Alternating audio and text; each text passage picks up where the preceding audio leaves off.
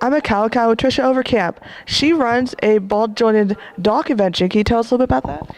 Yes, it's called St. Louis Ball Jointed Doll Convention. We are at stlbjdcon.com. We did our first convention in 2012 in November. Our next one is in 2013, and that will be also in November. That'll be November 15th and 16th. We started off as a local group that got together to play with our dolls, and we decided we wanted to run a convention here in the Midwest because there is not a ball jointed doll convention in the Midwest until we started ours. And what specifically will you be doing at this convention? We're going to get together. We're sci-fi fans and anime fans that are putting together this convention. So we're doing it in the style of this type of convention, something like KawaKon, where we will have guests that will speak. We will have workshops that you get to interact with our guests and with our fabulous experts who are going to be there to talk about couture. This year is we're talking about costume, fashion, dressing your dolls is our theme for this year.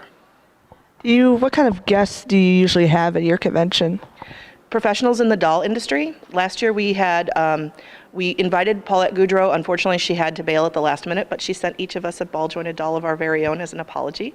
She sent her friend Connie Lowe, which we were very lucky to have her. She is a doll maker and a doll couture designer. We had Allison Rasmussen, who runs a doll blog and has published several books on the subject. And we had Sarah Sider, who is a doll maker. She is an artist, and she came and did workshops on how to decorate the dolls and make them beautiful, and they were wonderful guests. This year we have some couture designers and some additional doll makers, and it's going to be pretty exciting. And what attracted you personally to ball-jointed dolls? I'm a dramatic person. I have always collected toys. I never grew up. I'm Peter Pan. I never wanted to let go of any of my childhood toys. And when I discovered the ball-jointed dolls, what attracted me to them was their beauty and their ability to be posed. So they're unlike a Barbie that gets 2 or 3 poses and that's it. You can pose them any way that you like. We were even doing naughty doll photography last night with them, which was very fun because you can pose them any way that you like.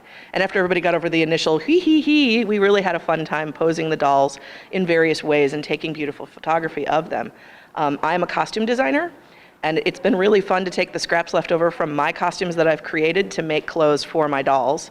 It's really fun to be able to do a period piece in 1/3 scale, which I can do out of the remnant bin rather than spending a fortune to do it for myself. And can you introduce us to the ball-jointed doll in your arms? Yes, this is Carmine, named for his color. I had him custom cast in this color. The company that makes him typically would do him in a normal skin tone, but I liked the red. He actually does have a pair of magnetic horns. I didn't bring them because I didn't want to get them lost. He kind of fancies himself a wicked prince, as you can see. And he is a 1/3 scale doll, and he's a little heavy, but he is fun to bring around because he attracts a lot of attention. He is a boy. He's a very masculine boy, but he's also very pretty. I have several dolls in many scales, including the little bitty ones. A lot of people talk about the cost of the dolls, and I really want to stress that price and quality don't always go hand in hand. Do your research, of course. Don't let anybody tell you that if you spent a little bit on your doll that it's not a nice doll, because I have dolls I've spent less than $100 on that were beautiful and wonderful, and I carry them around at conventions and people ooh and ah over them. You can spend between, say, $50 to a couple $1,000s on a single doll, depending on what it is. So there's a wide range, like many other hobbies. So no matter what your budget is, there is something available for you that will make you wonderfully happy.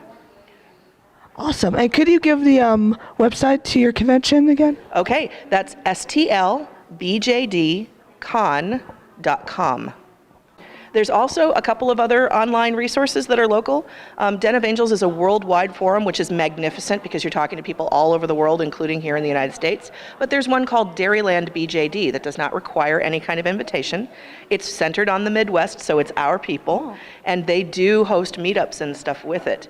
And it's a very easy format to use. So I recommend coming and seeing us on Dairyland too. I'm on there a lot more often, and I'm Fairy Kukla. Awesome. Thank you. Thank you very much for speaking with me.